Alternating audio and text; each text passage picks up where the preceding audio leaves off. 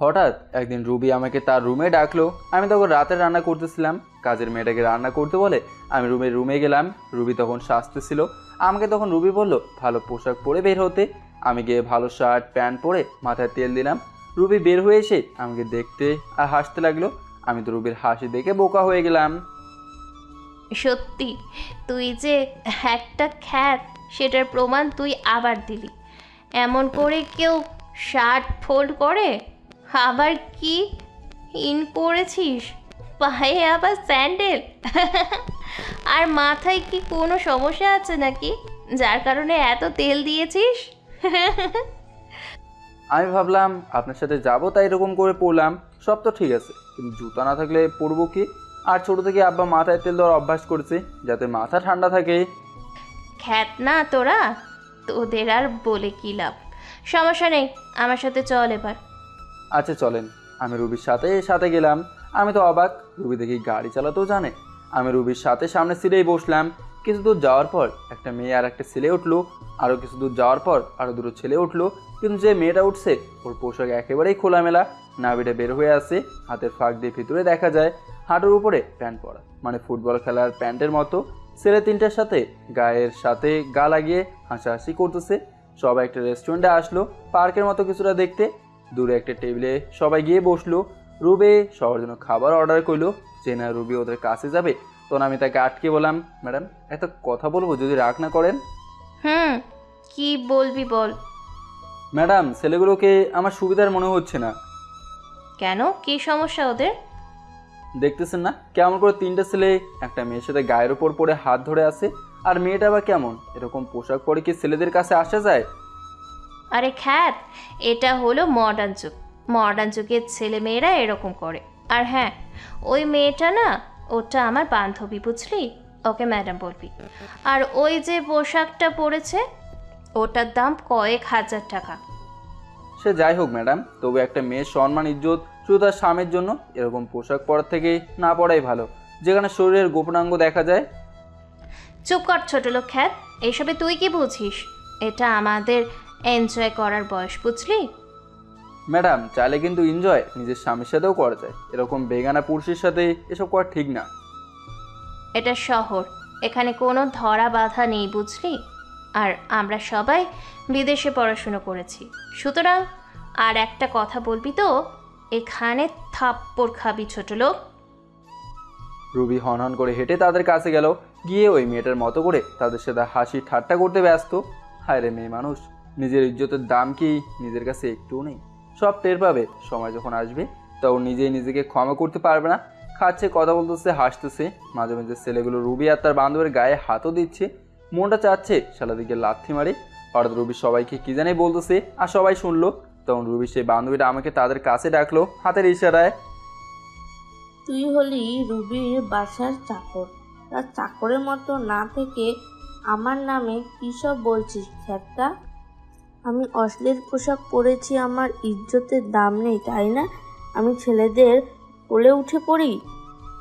আমি তো রুবির বান্ধবীর কথা শুনে অবাক, তার চেয়ে বেশি অবাক রুবি সব কথার কোনো উত্তর না করে হাসতেছে। আমি যখন কোনো কথা বলতেছি না তখন আবার রুবির বান্ধবী বলা শুরু করলো, নিজের চেহারা আর নিজের পোশাক দেখেছিস তুই? মাথায় দিয়েছিস তেল, মনে হচ্ছে তেলের গোডাউন। আরে বান্ধবী, ওভাবে বলতেছিস কেন? বেচারা তো লজ্জা পাচ্ছে মনে হচ্ছে, জলহস্তি একটা। আরে দোস্ত যা বলিস এসব ছোট লোক কি আর বুঝে এসব? শালারা এক একটা খ্যাত, নিজেদের চিন্তা নেই, অপরকে নিয়ে ভাবে। শোন ছোট লোক, তোর মতো 100টা চাকর রাখার মতো ক্ষমতা আছে আমার। এরপর আমাকে নিয়ে কোনো বলার আগে 1000বার ভেবে নিবি। অবশ্যই 100টা চাকর রাখতে পারবেন, কিন্তু এই 100টা চাকর না রেখে নিজেকে আবৃত রাখুন। এতে মানুষের ভালোবাসার সম্মান দুটোই পাবেন। আর হ্যাঁ, আমি ছোট লোক নই, কারো পোশাক চেহারায় ছোট লোক বড় লোক লেখা থাকে না। মানুষের ব্যবহার চলাফেরা এসবের মধ্যেই থাকে সে বড় লোক নাকি ছোট লোক। সবাই আমার কথা শুনে আমার দিকে তাকিয়ে আসছে। রুবের বান্ধবী তো আমার কথা শুনে আরও রেগে আছে। ওরা বুঝতে পারে না আমি এরকম করে কথা বলবো। আর ভাইয়েরা শোনেন, আমার কোনো বোন নেই, তাই কারো শালা নই আমি। আমি কোনো জলহস্তি নই, সাধারণ মানুষ আমি। বাপের টাকায় সবাই ফুটানি দেখাতেই পারে, পারলে 2 টাকা ইনকাম করে ফুটানি করে, তখন দেখবেন কে বড় লোক আর কে ছোট লোক। তোর দেখি জবান খুব চলে।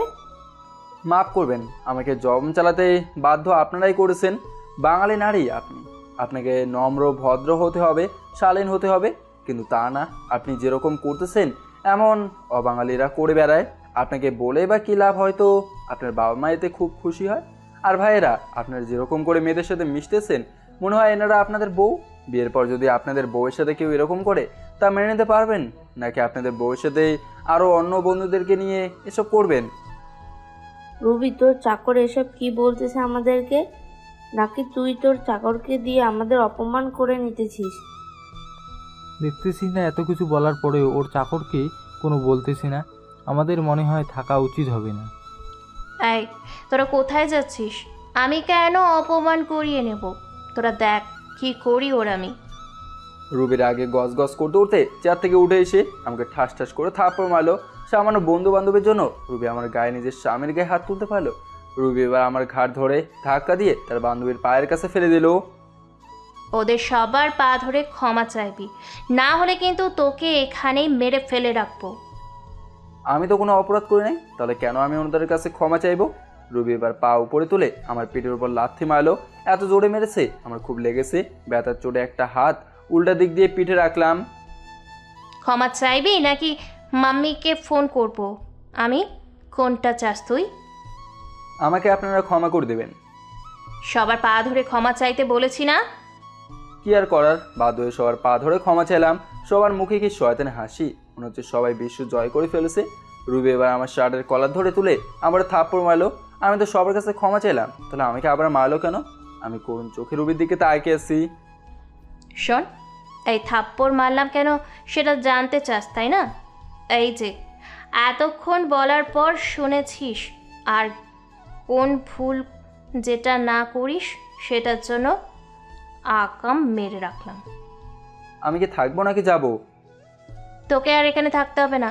তোর মতো ছোট লোকের বাচ্চা এখানে থাকা মানায় না।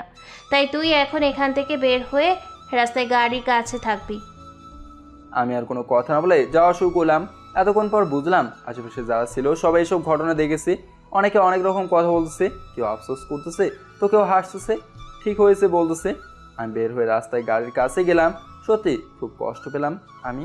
এত সব না করলেও পারতো রুবি। অনেক সময় পর তারা আবারও আসলো। আমার কারণে নাকি ওদের সবার মুড নষ্ট হয়ে গেছে, তাই সবাই নাকি চলে যাবে। রুবি আবারও গাড়ি চালিয়ে সবাইকে যে যার জায়গায় নামিয়ে দিল। বাসায় ঢুকেই রুবি চিল্লাতে লাগলো, কি হয়েছে মামুনি, এভাবে চিৎকার করতেছিস কেন? এই ছোট লোকের বাচ্চাটা আজকে সময়টা নষ্ট করে দিয়েছে। কি করেছে এই বেঈমান ছোট লোকের বাচ্চা মামুনি? আমার বন্ধু বান্ধবীদেরকে অপমান করেছে। ওর কারণে তারা আমাকে অনেক কথা শুনিয়েছে। রুবির মুখ থেকে আর কোনো কথা না শুনে মেজো ফুপা আমাকে ইচ্ছে মতো চর মারতে লাগলো। সাথে আমার ফুপুও যোগ দিল আমাকে মারতে। নীরবে দাঁড়িয়ে সবার মার খাচ্ছি আমি।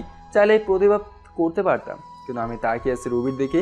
কিন্তু রুবি কি বলে বাধা দেয় কিনা সে অপেক্ষা করতেছে। কিন্তু রুবি বরং খুব খুশি হচ্ছে। মারা শেষে মেজো ফুপা আর ফুপু ক্লান্ত হলো, তারা সোফায় বসলো। এই ছোট লোকের বাচ্চাকে সাথে কেন নিয়েছিলে মামুনি? ওই যে সেদিন যে ঘটনা ঘটলো, যদি জিন ধরে তার কারণে। ওসব জিন টিন কিছু নেই, এরপর আর এটাকে সাথে নেওয়ার দরকার নেই। না না, লাগবে। একা মেয়ে, এত রাত করে বাসায় ফেরার দরকার আছে। আর এই বেইমানের বাচ্চাকে বসিয়ে খাওয়াতে তো কোনো লাভ নেই। এখনো এখানে আছিস কেন? চলে যা এখান থেকে খ্যাত। আমিও মাথা নিচু করে চলে আসলাম। রান্নাঘর থেকে কাজের মেয়েটা সব দেখেছে আমাকে মেরেছে।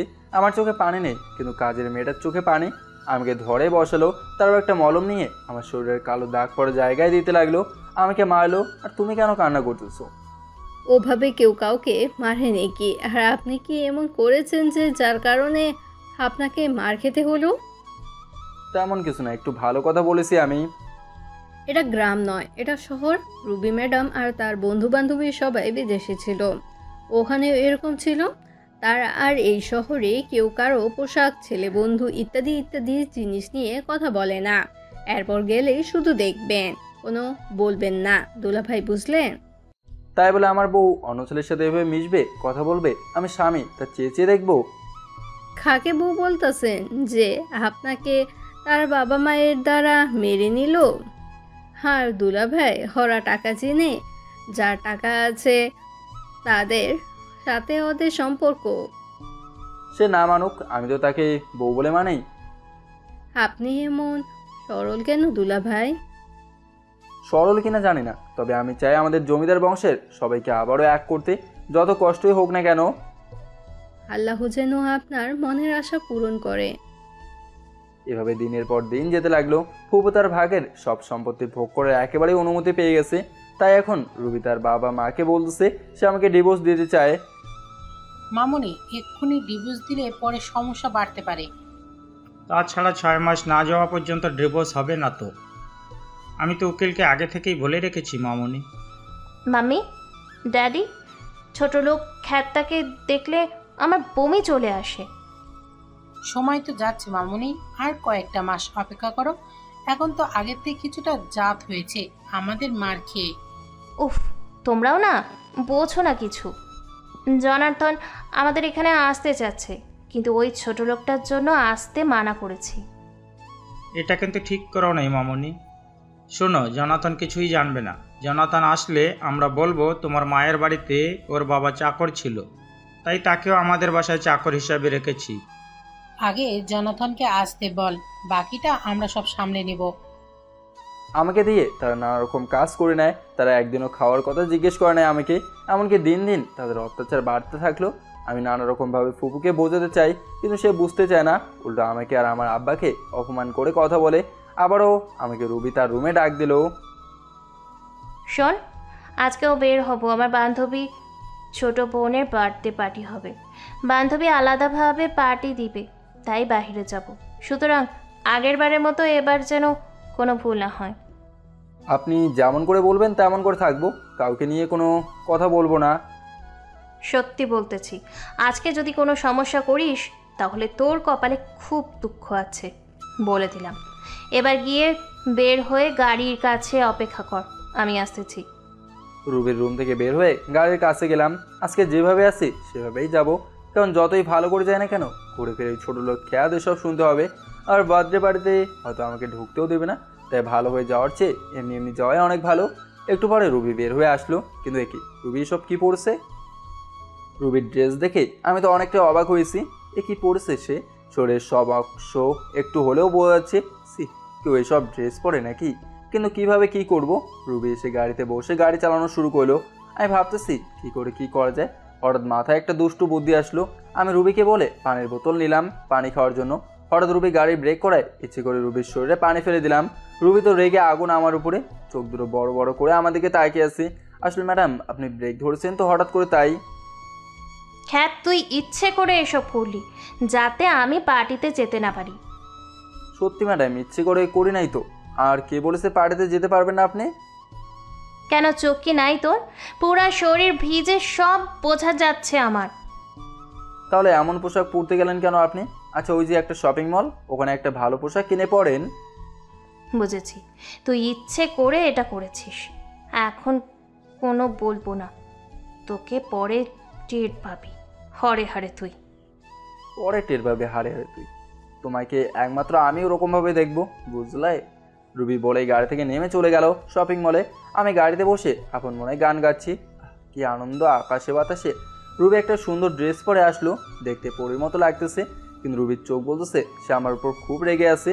রাগ করলো তো কি হলো, আমি তো পারি না আমার স্ত্রী অশ্লীল পোশাক পরুক। রুবি গাড়ি চালাতে শুরু করলো। আজকে কেউ রুবির গাড়িতে উঠলো না। রুবি একটি কমিউনিটি সেন্টারে নিয়ে আসলো, অনেক সুন্দর করে সাজানো কমিউনিটি সেন্টারটা। ভেতরে ঢুকে দেখি অনেকেই এসেছে, সেদিনের ছেলে মেয়ে তারাও এসেছে। রবিবার তার সেই বান্ধবীর কাছে গেল। কিরে, তোর আসতে এত দেরি হলো কেন? আর এটা কি পরেছিস তুই? যত সব এই ছোট লোকের বাচ্চার কারণে হয়েছে। ইচ্ছে করে আমার ওই ড্রেস যেটা তোকে ভিডিও কলে দেখালাম সেটাতে পানি ঢেলে দিয়েছে, তাই বাধ্য হয়ে এটা পরেছি। আজকে এই খ্যাতকে চরম শিক্ষা দিব, তুই কিন্তু মানা করতে পারবি না। আমিও চাই শাস্তি পাক সে। তার কাজকর্ম কথা দিন দিন মাথাটা নষ্ট করে দিয়েছে। তাহলে কানটা এদিকে দে আর শোন। রুবি আর ওর বান্ধবী কানে কানে কি জানি ফিসফিস করে কথা বললো। এর মাঝে ছেলেগুলো আসলো, তাদের সাথেও কথা বললো। তারা সবাই একসাথে হেসে উঠলো। রুবির সেই বান্ধবীর ছোট বোনের বন্ধু বান্ধবী এসেছে। তারা কেক কাটলো, সবাই সবাইকে খাইয়ে দিল। এরপর সবাই হালকা নাচ গান করলো। আমি সবচেয়ে দেখতেছি রুবি তার সেই বন্ধু বান্ধবী সহ এক জায়গায় বসলো, কারণ রুবির বান্ধবী মদের বোতল এনেছে। এখন তারা তা পান করবে। তারা গ্লাসে ঢেলে পান করতে লাগলো। রুবি আমাকে ডাকলো, আমি গেলাম। এখানে এসেছিস, একটু তো আমাদের সাহায্য করতে পারিস নাকি? কি করতে হবে সেটা বলেন। দেখতেছিস না সব কাজের লোকগুলো ব্যস্ত। যা তো ওই লোককে বলে আমাদের জন্য ঠান্ডা বরফ আর ফ্রিজের ঠান্ডা পানি গিয়ে নিয়ে আয়। আমি এক্ষুনি যাচ্ছি ম্যাডাম। না গেলে আবার কি না কি বলে। এত মানুষ এসছে, আবারও যদি সেদিনের মতো আমাকে অপমান করে তখন তো আরও সমস্যা। তাই আমি রুবির দেখানো লোকটার কাছে গিয়ে ঠান্ডা বরফ, ঠান্ডা পানির গ্লাস একটা ট্রেতে নিয়ে আসলাম। জেনে রাখতে যাবো অমনি রুবি আমাকে পা লাগিয়ে দিল। সব পানি আর বরফ রুবির বন্ধু বান্ধবীদের গায়ে পড়ে গেল। রুবির বান্ধবী আর বন্ধু সাথে সাথে বসা থেকে উঠে আমার গায়ে হাত তুললো। রুবি কী সব খ্যাত সাথে করে এনেছিস? দেখ আমাদের কি অবস্থা করলো সে। নাকি পার্টিটা নষ্ট করার জন্য একে নিয়ে এসেছিস? ছোট লোক খ্যাত আনকালচার একটা ছেলেকে এনেছিস। শালাকে তো মারতে মন চাচ্ছে আরও। এভাবে কি থাকা যায় নাকি? এভাবে বাসায় ফেরা যাবে? এই ছোট লোক, কি করলি? আমার সম্মান নষ্ট করার জন্য কি আমার সাথে আসিস তুই? ইচ্ছে করে করি নাই তো, আপনি তো পায়ের সাথে পা লাগিয়ে দিলেন। আবার মুখে মুখে কথা বলিস? যা পরিষ্কার করে দে ওদেরকে। না না, ওর নোংরা হাত আমাদের শরীরে লাগতে দিব না। ওর শার্টটা খুলে আমাদের সবার পায়ে জুতো মুছে দিতে বল। এগুলোর দাম অনেক বেশি। আমি অবাক হয়ে রুবির দিকে তাকালাম।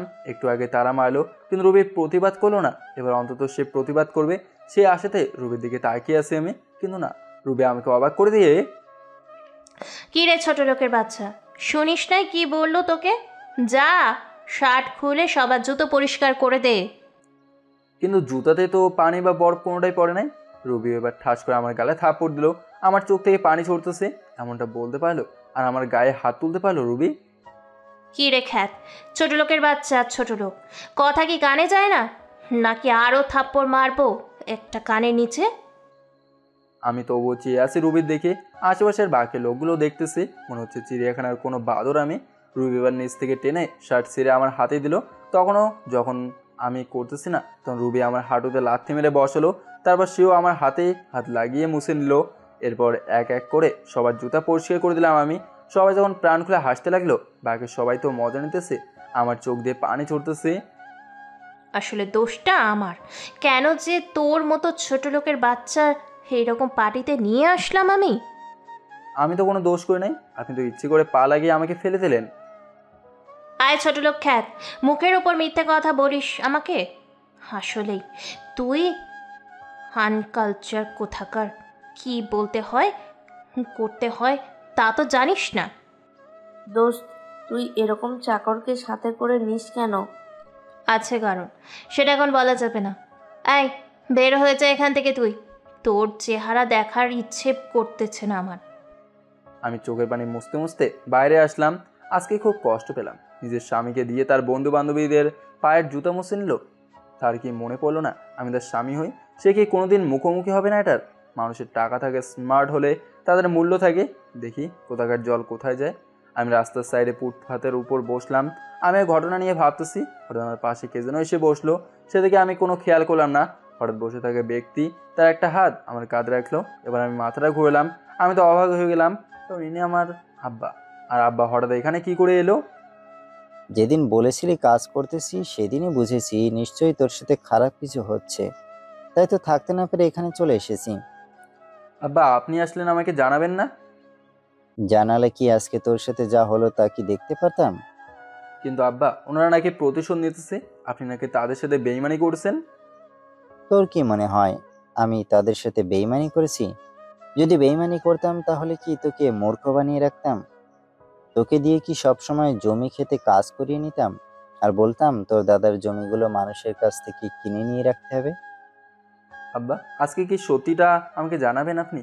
কি এমন ঘটেছিল? আর কেনই বা মেজে ফুপু সেদিন আমাকে বলেছিল তারা নাকি তোমার নিজের ভাই বোন নয়? অবশ্যই তোর জানা দরকার সবকিছু। আব্বা, আমি অনেক চেষ্টা করেছি ওনাদেরকে বোঝানোর, কিন্তু তারা কেউ বুঝতে চায় নাই। আব্বা বলেন না সেই ঘটনাগুলো। সব জানার পর আমি আরও চেষ্টা করব। হুম, এবার তাহলে চোখের পানি মুছে মনোযোগ দিয়ে সেই ইতিহাস শোনার জন্য। অতীত। জমিদারের নাতি মকবুল মজুমদার বাবা মায়ের পছন্দে আর এক জমিদারের নাতনিকে বিয়ে করেন। সেই ঘরে প্রথম সন্তান জন্ম নেয়, নাম তার মনিরুল। মনিরুল জন্মের 3 বছর পর মকবুল মজুমদারের এবার কন্যা সন্তান হয়, তার নাম মিনারা মজুমদার। হঠাৎ একটা বড় অসুখে মকবুল মজুমদারের স্ত্রী মৃত্যুবরণ করেন। তখনও মকবুল মজুমদারের বাবা বেঁচে ছিলেন। তখন মনিরুলের বয়স 12 বছর আর মিনারার বয়স 9 বছর। নাতি নাতনির মুখের দিকে তাকিয়ে তার ছেলের ভালোর জন্য মকবুল মজুমদারের আবারও বিয়ে করান তার বাবা। সৎ মায়ের সংসার কি হয় না হয়, লোকমুখে মনিরুল শুনেছে সৎ মা নাকি কোনোদিন আপন হয় না, অনেক অত্যাচার করে। কিন্তু না, মকবুল মজুমদার যাকে বিয়ে করেন সে একেবারে তার উল্টো, অনেক ভালো এবং সাংসারিক একটা মেয়ে। মকবুলের নতুন বউ শরীফা অনেক ভালো একজন নারী। বিয়ের পর জমিদার বাড়িতে এসেছে থেকে মনিরুলের কাহিনী দেখে অনেক অবাক হয় শরীফা। এই যে আমার জমিদারের ছেলে, আমাকে দেখলে সব সময় পালিয়ে বেড়াও কেন? আর তোমার বোনকে এভাবে লুকিয়ে রাখো কেন তুমি? আমাকে বুঝি তোমার পছন্দ হয় নাই? লোকমুখে শুনেছি সৎমা নাকি আপন হয় না, সৎমা নাকি অত্যাচার করে খুব, সৎমা নাকি খেতে দেয় না, সারাদিন নাকি কাজ করিয়ে নেয়। তাই আমি আর আমার ছোট বোন আপনার থেকে ভয়ে পালিয়ে বেড়াই। তাহলে এই জমিদারের সন্তান তুমি? এত ভীতু তুমি, যুদ্ধের মাঠে না নেমে হার মানলে? জমিদারের বংশধর আমি, আমার রক্তে জমিদারি মিশে আছে। আমি হারার মতো মানুষ না, কিন্তু আমি এটাও জানি আপনি আমার আব্বার বউ হন এবং জমিদার বাড়ির একমাত্র ছেলের বউ আপনি। নিজের বাবার স্ত্রী বলতে পারো আমাকে? কি মা ডাকতে পারো না তুমি? আমি কি অন্যদের মতো নাকি যে তোমাদের সাথে খারাপ ব্যবহার করব? আশেপাশের সবাই যে বলল আমাকে সেই কথা, সৎমা আপন হয় না। দেখি মিনেরা, কে আমার কোলে মাথায় চুল চেহারা কিরকম করে রেখেছে। সেদিনের পর থেকে মনিরুলের ধারণা বদলে যায়। নিজের মায়ের যে ভালোবাসা পেয়েছে তার চেয়ে অনেক বেশি ভালোবাসা দিতেছে শরীফা মজুমদার। কিন্তু সমস্যা বাঁধল একটা জায়গায়, সেটা হলো শরীফা আসার পর সংসারের সব কাজ করে আর মনিরুল সব সময় শরীফার সাথে সাথে থাকে। সাথে থাকতে থাকতে মনিরুল সংসারের কাজ করা শুরু করে। এ নিয়ে মনিরুলকে কত যে মার মেরেছে মকবুল, কারণ মনিরুল পড়াশোনা করতে চায় না। মনিরুল, এভাবে সব সময় মায়ের সাথে সাথে থেকে কি পড়াশোনার কথা ভুলে থাকবি নাকি? পড়াশোনা করতে হবে না তোমার? আব্বা, আমি পড়াশোনা করতে পারবো না, আমি শুধু আম্মার সাথে সাথে থাকবো, কাজ শিখবো আর কাজ করব। পড়াশোনা না করলে ভবিষ্যতে কি করে খাবি শুনে? কেন আব্বা, আপনার একমাত্র সন্তান আমি, আপনার এত থাকতে পড়াশোনা করতে হবে কেন? এবার আর মকবুল মজুমদার রাগ কন্ট্রোল করতে পারল না, ইচ্ছে মতো মনিরুলকে মারল। মার খেয়েছে মনিরুল, কিন্তু ব্যথা পেয়েছে শরীফা মজুমদার। মনিরুলকে মারার কারণে শরীফা মজুমদার তো মকবুল মজুমদারের সাথে টানা 1 সপ্তাহ কথা বলেনি। বাবা মনিরুল পড়াশোনা না করলে ভবিষ্যতে কি করে তোমার বাপদাদার জমিদারি রক্ষা করবে? কেন আম্মা, আমাদের বাড়িতে কতগুলো লাঠিয়াল আছে, কত মানুষ কাজ করে, তাহলে কে আমাদের জমিদারি কেড়ে নিবে? ওরে আমার বোকা ছেলেরে, শোন বাবা, জীবন বাঁচতে হলে পড়াশোনা জানতে হবে। সবার সাথে মিশতে গেলে, চলতে গেলে, হিসাব করতে গেলে পড়াশোনা করতে হবে। জমিদারের বংশধর যদি পড়াশোনা না করে লোকে কি বলবে? আম্মা, আমি পড়াশোনা জানি, নিজের নাম, আব্বার নাম, তোমার নাম, সবার নাম লিখতে পারি। আব্বা, আমার পড়াশোনা ভালো লাগে না। আব্বা, তুমিও পড়াশোনা করেছো, আব্বাও করেছে, তাহলে এভাবে দিন রাত কেন পরিশ্রম করো এত এত কাজের লোক থাকতেও? আম্মা, আমার তোমার আর আব্বার মতো কাজ করতে ভালো লাগে। আম্মা, মিনারা পড়াশোনা শিখুক, আমি না হয় কাজ করি। মনিরুলকে শত করেও বোঝানোর পরেও মনিরুল বুঝল না। এ নিয়ে শরীফা আর মকবুল কত যে ঝগড়া হয়েছে তা আর বলতে। শরীফাও নিজের সন্তানের মতো মনিরুল আর মিনারাকে মানুষ করতে লাগলো। এর মাঝে শরীফা মজুমদার তার প্রথম সন্তান জন্ম দেয়। কিন্তু শরীফা কি দেখাশোনা করবে, সব করে মিনারা আর মাঝে মাঝে কাজ থেকে এসে মনিরুল নিয়ে গল্প করে কথা বলে। শরীফা মজুমদার একটা কন্যা সন্তান জন্ম দেয়, তার নাম রাখে শাহেদা। দিন দিন জমিদার বাড়িতে উন্নতি আর উন্নতি, কত মানুষ কাজ করে তাদের ওখানে তার বলতে। আম্মা দেখেছো, বুনুটা আমার ভাইয়ার মতো দেখতে হয়েছে। জানো আম্মা, ভাইয়া বুনুকে কোলে নিয়ে গান বলে ঘুরে বেড়ায়, আর বুনুটা ভাইয়াকে পেলে আর কারো কোলে যেতে চায় না। আমার কাছেও আসতে চায় না। দেখো না, কান্না করলে মনিরুল নেওয়া মাত্রই হাসে। একেবারেই ভাই পাগল হয়ে গেছে মেয়েটা। আম্মা, আমি বুনুকে আমার সাথে স্কুলে নিয়ে যাব। বড় হোক তখন নিয়ে যেও, এখন তো ছোট সে। শাহিদাকে নিয়ে আনন্দ করতে করতে বছর না ঘুরতেই আবারও গর্ভবতী হয় শরীফা। এবার একটা ছেলে সন্তান হয়, কিন্তু সব দায়িত্ব যেন মনিরুল আর মিনারার। শাহিদা হারুন একটু বড় হওয়ার পর ফারুক আর তাসলিমার জন্ম হয়। সবগুলো ভাই বোনকে নিজ হাতে মানুষ করে মনিরুল। মকবুল মজুমদার অবাক হয়ে যায়। বর্তমান জামানায় নিজের ভাই বোন যেখানে আপন হয় না, সেখানে সৎ ভাই হয়েও ছোট ছোট ভাই বোনগুলোকে কোলে পিঠে বড় করতে থাকে মনিরুল। মিনারাও কিন্তু তাদেরকে অনেক আদর যত্নে সাজিয়ে দিয়া খাওয়ানো সব করে। শরীফা মজুমদার অবাক হয়ে যায়, আবার অবাকও হয় না, কারণ শরীফা মজুমদার তো কোনো স্বার্থ ছাড়া মনিরুল আর মিনারাকে সত্যিকারে শিক্ষা দিয়েছে। মিনারা আর শাহিদা বড় হলে মকবুল আর শরীফা সিদ্ধান্ত নেয় ওদের দু বোনকে শহরের স্কুলে কলেজে ভর্তি করিয়ে দেবে, কারণ গ্রামে তখনও ভালো কোনো প্রতিষ্ঠান নেই। কিন্তু মিনারা আর শাহিদা মনিরুলকে ছেড়ে কোনোভাবেই যাবে না। দু বন্ধু বাড়ির পেছনে পুকুরের পাশে বড় গাছের পেছনে লুকিয়ে আছে। মনিরুল তো উদাস হয়ে সে কি কান্নাই করতেছে। মকবুল মজুমদার কোনো রকম সেই গাছের পেছন থেকে শাহিদা আর মিনারাকে নিয়ে বাড়িতে আসে। বাড়ি এসেই তারা দু বোন দৌড়ে মনিরুলের কাছে গিয়ে জড়িয়ে ধরে কান্না করতেছে। এই দৃশ্য শরীফা মজুমদারের চোখেও পানি এসে গেছে। আব্বা, আপনি আশেপাশের কোথাও এদের দুজনকে ভর্তি করে দেন না। নিজেকে মূর্খ হয়ে বসে আছিস, ছোট বোন দুটোকেও কি মূর্খ রাখতে চাস? আব্বা, ওরা কেন আমার মতো মূর্খ হবে?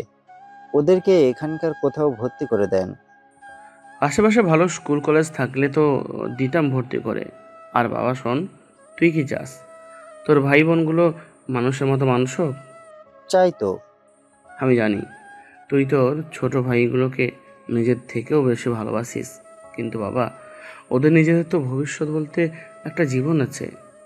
আমি বাবা বেঁচে থাকতে, তুই বড় ভাই বেঁচে থাকতে তারা কি মানুষ হবে না? দেখো বাবা, মনিরুল, আল্লাহ আমাদের অনেক দিয়েছে। জন্মগতভাবে তোমরা সবাই জমিদারের বংশধর। আর তোমার ভাই বোন যদি পড়াশোনা করে শিক্ষিত হতে না পারে, তাহলে এলাকার লোকজন কি বলবে? বাবা, মনিরুল আশেপাশে কি কোনো ভালো হাসপাতাল বা ডাক্তার আছে নাই? তোর মা বিনা চিকিৎসায় মারা গেল, তাই তোর বোন মিনারা বড় ডাক্তার হোক, এলাকার মানুষের চিকিৎসা করুক। আর তোর ছোট বোন শাহেদা ভালো করে পড়াশোনা করে শিক্ষিত হয়ে এলাকার মাস্টারি করুক, এলাকার মানুষের কাজে আসুক। তুই কি চাস না আমাদের জমিদারের বাড়ির মুখ উজ্জ্বল হোক?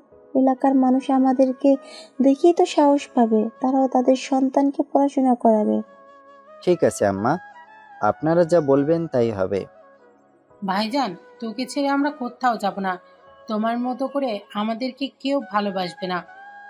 ভাইজান, ও ভাইজান, তোমাকে ছাড়া আমাদের থাকতে যে খুব কষ্ট হবে। তোমাকে ছাড়া যে আমরা খেতে পারবো না। তুমি আমাদের মাথায় হাত বুলিয়ে না দিলে আমরা যে কেউ ঘুমোতে পারি না। ধুর পাগলিরা, কয়টা বছর শুধু কষ্ট কর। আর আমি তো তোদের সাথে প্রতি মাসে দেখা করার জন্য যাব। তোদের উপর তো এই জমিদার বাড়ির সম্মান আছে। তোরা পড়াশোনা করে শিক্ষিত হয়ে ডাক্তার মাস্টার হলে এই এলাকা থেকে মানুষের কাজে আসবি। তোরা কি চাস না এলাকার মানুষের কাজে আসতে? ভাইজান, চাই তো, কিন্তু তোমাকে ছেড়ে কেমনে করে থাকবো? আমার পাগলি বোন, আমি তো যাব দেখা করতে। আর তোরা যদি এখন পড়তে না চাস, যেতে না চাস, তাহলে হারুন, ফারুক আর তাসলিমা কি তখন পড়তে চাইবে? আমরা না জমিদারের বংশধর, আমাদের না একটা সম্মান আছে। কোনোরকম বুঝিয়ে মিনারা আর শাহিদাকে শহরের বড় নামকরা শিক্ষা প্রতিষ্ঠানে ভর্তি করে দেয়। মনিরুল সময় পেলেই আদরের দু বোনকে দেখার জন্য শহরে যায়। ওরা দু বোন ছুটি পেলে বাড়িতে এসেই খেতে চলে যায় মনিরুলের কাছে। ভাইয়ের সাথে মাঠে বসে ভাত খায়। মনিরুল নিজ হাতে তাদেরকে খাইয়ে দেয়।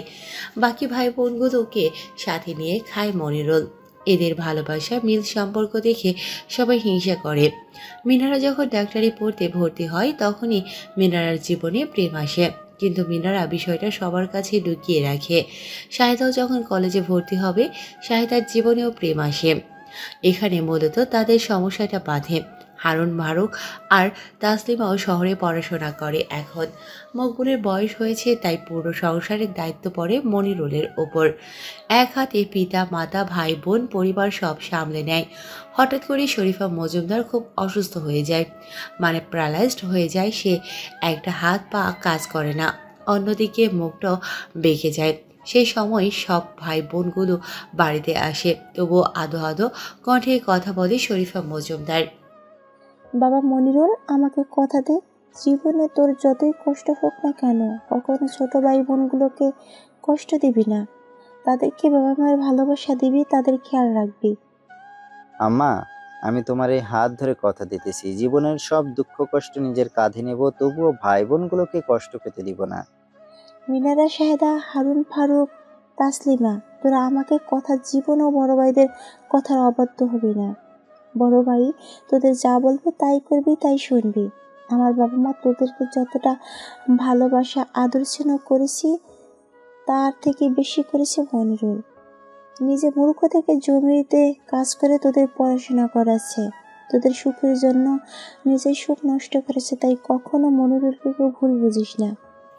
সবাই তার মায়ের হাত ধরে কথা দেয়।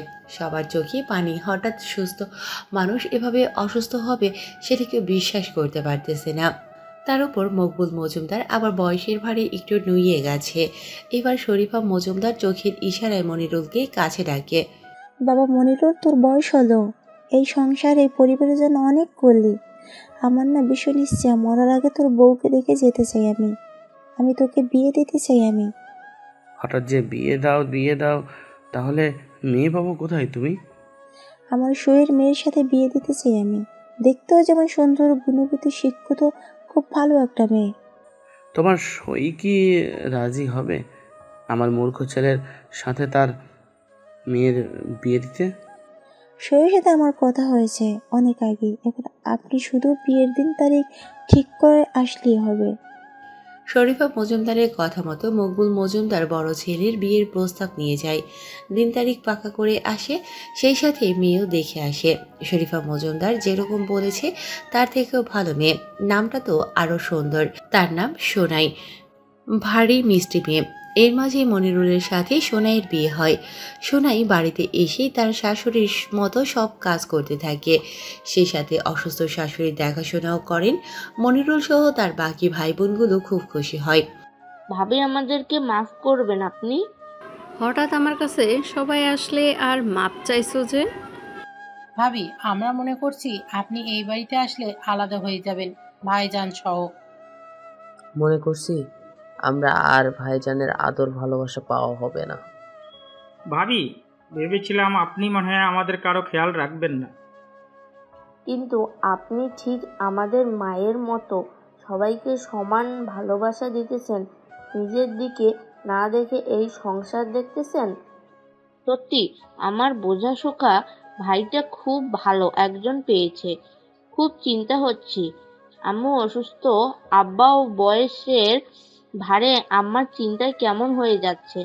সংসার চলবে কি করে? আমাদের সবাইকে আদর ভালোবাসা কে দিবে এসব নিয়ে? এখন আর চিন্তা নেই, মায়ের ভাবি পেয়ে গেছি আমরা। আমাদের সবার লক্ষ্মী ভাবি তুমি। সোনাইও সবাইকে ভালোবাসা দিতে থাকে। মনিরুল তো ভাই বোন ছাড়া কোনো কিছুই বোঝে না। সবাই ছুটিতে বাড়িতে আসলে আগে যেমন মনিরুলের সাথে দেখা করত, এখন তার উল্টো। সবাই বাড়ি আসলে আগে সোনাইয়ের সাথে দেখা করে। সোনাইও সন্তানের মতো তাদেরকে ভালোবাসা দিতে থাকে। এরকম মিল বন্ধন আর কারো পরিবারে আছে কিনা তার সন্দেহ। মিনারা যেহেতু ডাক্তারি পড়তেছে, তাই মকবুল রাস্তার পাশে বড় জমিটা হাসপাতাল বানানোর চিন্তা করেন এবং সেই মোতাবেক কাজ শুরু করে দেন। তা দেখে এলাকার সব মানুষ অনেক খুশি হয়। এদিকে আবার মিনারা ভার্সিটি পড়ুয়া গরিব ঘরের বেকার সন্তানের সাথে প্রেম করে, সেটা এখন পর্যন্ত কেউ জানে না। মনিরুল বিয়ে করার ১.৫ বছর পর তাদের ঘর আলোকিত করে হৃদয় আসে। হৃদয়কে পেয়ে মনিরুলের সব ভাই বোন আদর যত্ন করতে থাকে, যেমনটা মনিরুল সবাইকে আদর যত্ন ভালোবাসা দিয়ে বড় করেছিল। হৃদয় জন্মের ঠিক ২০ দিন পর শরীফা মজুমদার মারা যান। পুরো বাড়িতে তখন শোক চলতেছিল। হৃদয়ের বয়স যখন ৩ কিংবা ৪ মাস, তখন প্রায় হাসপাতাল তৈরির কাজ শেষ হয়। ঠিক সেই সময় হঠাৎ করে মিনারা বিয়ে করে তার স্বামী নিয়ে বাড়িতে ওঠে। সেদিন অবশ্য বাড়িতে সবাই ছিল। মিনারার এমন কাজ দেখে মকবুল মজুমদার প্রচণ্ড রেগে যান এবং মিনারার স্বামীর গায়ে হাত তোলেন। আব্বা, আপনি শান্ত হন, আমি দেখতেছি, আপনি এমন উত্তেজিত হবেন না। কি করে শান্ত হব আমি? যে মেয়েকে নিয়ে স্বপ্ন দেখেছি সেই মেয়ে কিনা আমাদের সবার মুখে চুনকালি মাখালো। এখন আমি সমাজে মুখ দেখাবো কি করে? আব্বা, আম্মাকে ক্ষমা করে দেন। আমি ওকে খুব ভালোবাসি, ওকে ছাড়া থাকতে পারবো না। ওই ছেলের কি জাত আছে? এমনি গরিব ছেলেকে বিয়ে করার আগে ভাবলি না কত আদর যত্নে তোকে বড় করা হয়েছে? এরকম ছোট লোক গরিব ভিখারি ছেলেকে বিয়ে করে পালালি? আব্বা, আপনার যা বলার আমাকে বলেন, আমার স্বামীকে নিয়ে একটাও বাজে কথা বলবেন না। মিনারা, আব্বার চোখের উপর চোখ রাঙিয়ে কথা বলার সাহস তোকে কে দিয়েছে? ভাইজান, তুমি আমার গায়ে হাত তুললে?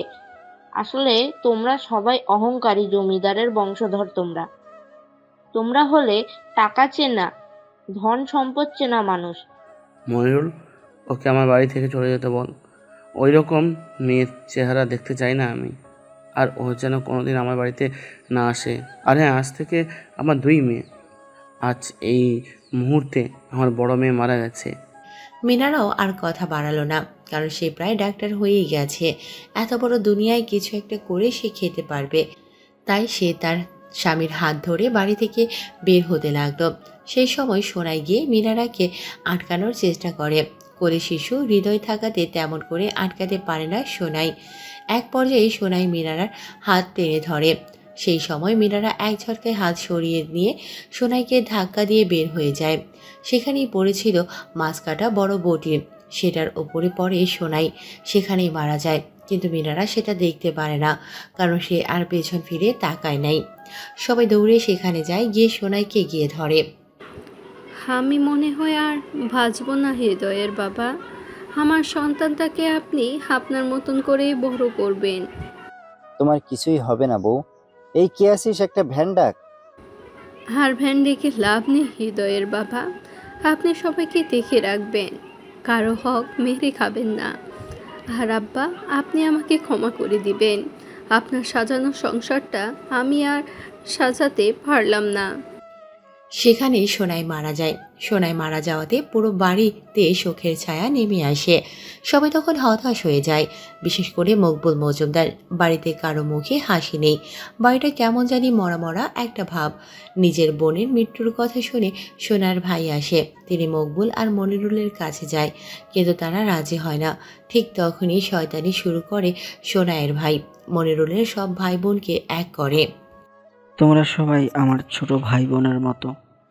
আমার মার তোমাদের মা খুব ভালো সই ছিল, তাই তো তোমাদের সৎ ভাইয়ের সাথে আমার বোনের বিয়ে দেয়। কিন্তু দেখো, তোমাদের সৎ বোন আমার বোনটাকে মেরে ফেললো। হ্যাঁ জানি, ভাইজান আর বুবু সৎ ভাই বোন হয়, কিন্তু তারা আমাদেরকে নিজেদের ভাই বোনের চেয়ে বেশি ভালোবাসা দিয়েছে।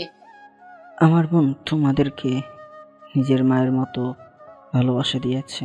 যেখানে মনিরুল নিজের মায়ের পেটের বোনের ভাগের সম্পত্তি নিল, সেখানে তোমরা তো সৎ ভাই। এসব আপনি কি বলেন? আর এসব বা কোনোদিন হলো? তোমরা তো শহরে থাকো, আর সেই সুযোগে তোমাদের সৎ ভাই তোমাদের বাবার কাছ থেকে সব লিখে নিতেছে। ভাইজান এরকম কাজ কোনোদিনও করতে পারে না। জানি বিশ্বাস করবে না। তোমাদের ভাই তোমাদেরকে শহরে কেন রাখছে? যাতে সব নিজের নামে করতে পারে। তোমরা পড়াশোনা করে চাকরি করবে, কষ্ট করবে, আর সে পায়ের উপর পা তুলে সম্পত্তি ভোগ করবে। এই যে শয়তানি ঢোকানো শুরু করলো সোনাইয়ের ভাই, কারণ নিজের বোনের হত্যার বিচার না পেয়ে তাই সে এরকম পথ বেছে নিয়েছে। প্রায় সময় সে তখন তাদের সবাইকে উস্কে দেয়। এভাবে বছরখানেক যাওয়ার পর ঠিক একই ঘটনা ঘটায় শাহেদা। সেও বিয়ে করে তার স্বামী নিয়ে বাপের বাড়ি যায়। মনিরুল, আজ থেকে আমার একটা মেয়ে। আমি মনে করব আমার মেজো মেয়েও মারা গেছে। শাহেদা, এরকম কাজ কেন করতে গেলি তুই বোন? চুপ করো, তুমি কথা বলবে না। বাপ ছেলে মিলে আমাদের সম্পত্তি ভাগ না দিয়ে একাই ভোগ করার ধান্দা। বড় বোনের মতো আমিও নয়, বুঝলে? এসব তুই কি বলতেছিস? তুই শাহেদা, কিসের ভিতরে কি ঢুকাচ্ছিস তুই? তুমি চুপ করো, মূর্খ সেজেছ যাতে সব ভোগ করতে পারো। তুমি হলে সৎ ভাই, তুমি কি আর আমাদের সুখ সহ্য করতে পারো? মকবুল রেগে গিয়ে শাহেদাকে মারে। আসলে শাহেদাকে সব বুঝিয়েছে সোনাইয়ের ভাই, আর মিনারার মতো করে তাকেও বিয়ে করতে বলেছে।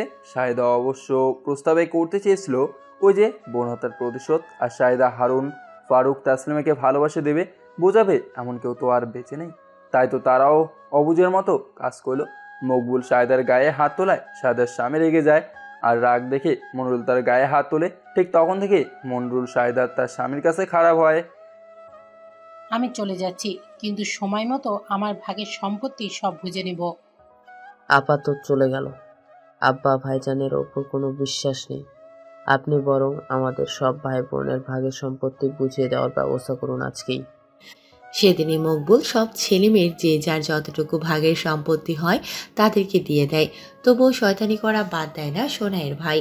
মিনারা ভাগের জমি মনিরুল রেখে দেয়। যদি কোনো দিন এসে যায়, বাকিরা সবাই যে যার ভাগের জমি বিক্রি করে একেবারে চলে যায় শহরে। 6 বছর পরে যখন শাহেদা এসে জমির ভাগ যায়, ঠিক তখনই হৃদয়ের সাথে রবির বিয়ে দেয় মনিরুলের বাবা মকবুল। সবার মনে এমন বিষ দিয়েছে সোনাইয়ের ভাই, সবাই তখন মনিরুলকে ভুল বোঝায় শুরু করে। এমনকি তাদেরকে বলে মনিরুল সব দামি জমিগুলো নিয়েছে। কিছুদিন পর মকবুলও মারা যায়। হৃদয় যত বড় হতে থাকে, মনিরুল ততই হৃদয়কে বলে, বাবা, আশেপাশের সব জমি তোর দাদার, তাই মন দিয়ে কাজ কর। সব জমি বের করতে হবে আমাদের। এখানে আমাদের জমিদারের সম্মান আছে। হৃদয় বাপের কথা মতো কাজ করতে থাকে। মনিরুলের বাপ মারা যাওয়ার পর ভাই বোনগুলো চলে যাওয়ার পর বাড়িটা ফাঁকা হয়। আগে যেখানে অনেক লোক কাজ করত, লাঠিয়াল ছিল, ধীরে ধীরে সবাই মনিরুলকে ছেড়ে চলে যায়। একটা মানুষের শয়তানি সব শেষ করে দেয়। ঠিক তখনই সকিনাকে এনে বাড়ির কাজ করার জন্য, আর হৃদয়ের খেলার সাথী হয় মুনিয়া। মনিরুল সব ভাই বোনের কাছে গিয়েছিল, বিনিময়ে শুধু অপমান হয়েছে, যেখানে মনিরুলের কোনো দোষই ছিল না। কথায় আছে না, শয়তান বেশি দিন বাঁচতে পারে না, তাই সোনার ভাইও ডাকাতের হাতে পড়ে মারা যায়। এতক্ষণ ধরে হৃদয় আর তার বাবার বলা সব কথা খুব মনোযোগ দিয়ে শুনতে ছিল। একটা মানুষ সব কিছু ত্যাগ করার পরেও নিজের ভাই বোনের কাছে কেমন দোষী। একটা মানুষ নিজের সুখের কথা না ভেবে ভাই বোনের কথা ভেবে নিজেকে শেষ করল। তারপরও সে সবার চোখে ছোট লোক, বেঈমান, খারাপ মানুষ। হৃদয় তার বাবাকে জড়িয়ে ধরে কাঁদতেছে। আমাদের আর বেশি দিন কাঁদতে হবে না বাপজান। আব্বা, আপনি কেন আর দ্বিতীয় বিয়ে করলেন না? আর সবাইকে কেন আসল সত্যিগুলো বললেন না? দ্বিতীয় বিয়ে করলে যদি আমার মতো তোকেও তোর ভাই বোন ভুল বোঝে? কতবার চেষ্টা করেছি বলার জন্য, কিন্তু তারা কেউ শুনতে চায় নাই। দাদা কি তাদেরকে কোনো বলে নাই? কত বলেছে কিন্তু শুনে নাই। ওই যে তোর মামা যা যা বলেছে বিশ্বাস করেছে। আর আমিও সবাইকে হারিয়ে কেমন ছিলাম, তাদের খোঁজ খবর নিতে পারতাম না। তারা মনে করেছিল এই বুঝি আমি তাদের ঠকানো শুরু করেছি। আব্বা, আপনার সেই বোন মিনারা ফুপুর সাথে আপনার দেখা হয় নাই? সেই যে গেল, আর তার কোনো খোঁজ পাই নাই। এমনকি তোর দাদা মরার সময় সবাই ছিল, কিন্তু তোর বড় ফুপু ছিল না। আব্বা, আমাকে আর কিছুদিন সময় দেন, সবাইকে এক করবই আমি, আর সবার ভুল ধারণা আমি ভেঙে দেব। শোন বাপজান, আমি মারা গেলে আমার আব্বার কবরের সাথে আমার কবর দিবি। প্রথমটা তোর বড় দাদির, তারপর তোর ছোট দাদির কবর, তারপর তোর দাদার কবর, মাঝখানে ফাঁকা, সেখানে আমাকে কবর দিবি। তারপরেরটা তোর মায়ের কবর। আর হ্যাঁ বাপজান, পারলে জমিদার বাড়িটা ভেঙে নতুন করে তৈরি করিস। ঠিক আছে আব্বা, আপনি যা বলবেন আমি তাই করব। আব্বার সাথে আমার আরও নানান কথা হলো। আব্বাকে আমি সব জানালাম এখানে আসার পর কি হয়েছে, শুধু গায়ে হাত তোলা খেতে না দেওয়া বাদে। আব্বাকে কষ্ট দিতে চাই না আমি, তাই অনেক মিথ্যে কথাও বলেছি আমি। আমার সময় হঠাৎ করে রুবি এসে পিছন থেকে ডাকতেছে, আয় ছোট লোকের বাচ্চা, এদিকে আয়। পাশে কি আর একটা ছোট লোককে সাথে নিয়ে এসছিস নাকি? ম্যাডাম, সবসময় আপনার এরকম কথা শুনতে মোটেও ভালো লাগে না, আর সবাইকে ছোট লোক মনে করবে না, বুঝলেন? বাহ, তোর মুখে দেখছি দিন দিন ভালোই বুলি বের হচ্ছে খ্যাতটা। এখন কি করতে হবে সেটা বলেন ম্যাডাম। এখন গাড়িতে এসে বস, বাসায় যেতে হবে। রাত খুব গভীর হয়েছে, দেরি করা যাবে না। আমি আব্বাকে বুঝিয়ে বিদায় জানিয়ে রুবির গাড়িতে উঠলাম। আব্বা অবশ্য রুবির ব্যবহার দেখে সব বুঝে গেছে। আমি যত যাই বলি না কেন, আব্বা মায়া ভরা দৃষ্টি বলে দিতেছে। যতক্ষণ দেখা যায় বাপ ছেলে একে অপরকে দেখলাম, এবার বুঝলাম রুবি কেন এত তাড়া দিতেছে। ওই যে জিনিস হলে কি করতে পারে সেটার ভয়। আমার সাথে অনেক অন্যায় হয়েছে আজকে, তোমাকে তো আজকে একটা শিক্ষা দিতেই হবে। আসমানি সিদ্দিক রুবি। আমি রুবিকে বলে গাড়ি দাঁড় করলাম। জায়গাটা একেবারে নির্জন, আশেপাশে পুরোই ফাঁকা। এটাই সুযোগ, রুবিকে একটা শিক্ষা দিতেই হবে। কি হলো, এখানে কেন গাড়ি থামাতে বললি? না ম্যাডাম, প্রস্রাব করবো তো, তাই খুব চাপ দিয়েছে তাই। যা যা, তাড়াতাড়ি আসবি, রাত গভীর হচ্ছে অনেক। আমি গাড়ি থেকে নেমে অনেকটা দূরে গেলাম। আসলে চাপ দেয় নাই, এমনিতেই বলেছি। এবার আমি গাড়ির পেছনের দিকে এসে মুখ দিয়ে কোনোরকম শব্দ করা শুরু করে দিলাম। বাহ, কাজ হয়েছে। দেখতেছি ভয় পাচ্ছে তো। রুবি এবার আমাকে ডাকা শুরু করলো। আমি এবার পিছন থেকে গাড়িটা ঝাঁকানো শুরু করলাম। রুবি এবার ভয়ে আতঙ্কে আরও চিৎকার করতে লাগলো। আমি সুযোগটা আরও কাজে লাগলাম। এবার রুবি গাড়ি থেকে বের হয়ে দৌড়ানো শুরু করলো। আমি যেদিকে করতে গেছি সেদিকে দৌড়ানো শুরু করছে। আমি এবার মনের সুখে চিৎকার করে হাসতে লাগলাম। দেখ কেমন লাগে, কাউকে কষ্ট দিলে। অনেকক্ষণ হলো রুবি আসতেছে না, তো একটু এগিয়ে গেলাম। আমি একটা গাছের পেছনে লুকিয়ে আছে আর কাঁপতেছে। মনে মনে তো খুব হাসি আসতেছি আমি, তবু নিজের হাসি কন্ট্রোল করে পেছন থেকে রুবির কাঁধে হাত রাখতেই চিৎকার করে জড়িয়ে ধরলো আমাকে। আমি দু হাতে রুবিকে জড়িয়ে ধরলাম। কি শান্তি! এভাবে যদি প্রতিদিন বউটাকে জড়িয়ে ধরে থাকতে পারতাম আমি। এভাবে অনেকক্ষণ থাকার পর, এই রুবি এভাবে আর কতক্ষণ জড়িয়ে ধরে থাকবে আমাকে? আমার তোকে জড়িয়ে ধরে থাকতে ভালো লাগছে। বেশি কথা বলো না, ওই বদ জিনটা এখানে আছে। তাহলে আমাকে আরও শক্ত করে জড়িয়ে ধরো। তুমিও আমাকে জড়িয়ে ধরো, আমার ভীষণ ভয় করতেছে। রুবিও আমাকে খুব শক্ত করে ধরে আসে। আমার মনের ভেতর একটা সুন্দর রোম্যান্টিক গান বেজে উঠলো। কি শান্তি পাচ্ছি আমি। একটু আগেও যে আমাকে কষ্ট দিল সেটা আর মনে হচ্ছে না। এভাবেই কতক্ষণ ছিলাম মনে নেই। হঠাৎ রুবি আমাকে ধাক্কা দিয়ে সরিয়ে দিল। আমি বেশ অবাক হয়ে গেলাম। তুই আমাকে এভাবে জড়িয়ে ধরে আছিস কেন? আমি তো আপনাকে জড়িয়ে ধরি নাই ম্যাডাম, আপনিই তো আমাকে জড়িয়ে ধরলেন। আমি কত চেষ্টা করলাম সরানোর, আপনি সরলেন না। ও, মনে পড়েছে, ওই বদ জিনটা এসেছিল আমার কাছে। আমার কাছাকাছি থাকেন, তাহলে আসতে পারবে না। তুই এতক্ষণ ধরে 2 নম্বর করলি? তোর কারণে সেই জিনটা এসেছিল। আমি তো দেরি করে নাই, এসে দেখি গাড়িতে আপনি নেই। পরে খুঁজতে খুঁজতে এখানে এসে দেখি জিনটা আপনার সাথে খুব খারাপ করতে চেয়েছিল। হ্যাঁ হ্যাঁ, ঠিক বলেছিস তুই। গাড়িটা এত জোরে ঝাঁকানি শুরু করেছিল। আসেন, এখানে থাকা যাবে না আর। আমি তো জানি রুবি এখনও ঘোরের মাঝে আছে, তাই আমি যা বলবো রুবি এখন সেটাই শুনবে। রুবি তার 2 হাত দিয়ে আমার 1 হাত জড়িয়ে ধরে গাড়ির কাছে আসলো। ভিতরে ঢুকে 1 হাত দিয়ে গাড়ি চালানো শুরু করলো, অন্য হাত দিয়ে গাড়ি চালানো শুরু করলো। তো বাসা আসা পর্যন্ত আমাকে জড়িয়ে ধরেই আসলো। আমি যেই না রান্নাঘর দিকে যাব, অমনি সে আমাকে আটকালো।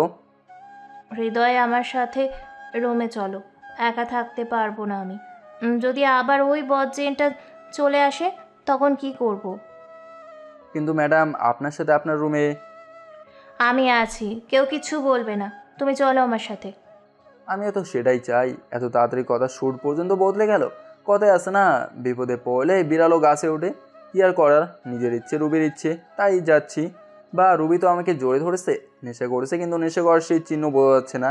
ওই যে ভয় দেখলাম, হয়তো তখনই সেই নেশা কেটে গেছে। রুমে ঢুকে রুবি বিছানায় শুয়ে পড়লো। না, এভাবে তো কাজ হবে না, অন্য পথ বেছে নিতেই হবে। ম্যাডাম, আপনি তাহলে ঘুমান, আমি এবার যাই। না না, যেতে হবে না, রুমের এক জায়গায় ঘুমাও তুমি। কোথায় ঘুমাবো আমি? মেঝেতে ঘুমাও তুমি। এভাবে খালি মেঝেতে ঘুমাতে পারবো না, তাছাড়া মাথায় কি দিব? বেশি কথা না বলে ঘুমাও তুমি। থাকেন আপনি, আমি বরং যাই, এভাবে থাকতে পারবো না আমি। ঠিক আছে, বিছানায় আয় তাহলে, কিন্তু আমার শরীর স্পর্শ করার চিন্তাও করবি না। থাক ম্যাডাম, আমি যাই। আপনি রেগে আছেন, এখন তো রুমে আছেন, আর ওই বদদিন আসবেও না। যাবে না তুমি, আমার ভয় করতেছে, জিনটা আসতেও পারে। এভাবে দূরে ঘুমালেও তো আসতে পারে।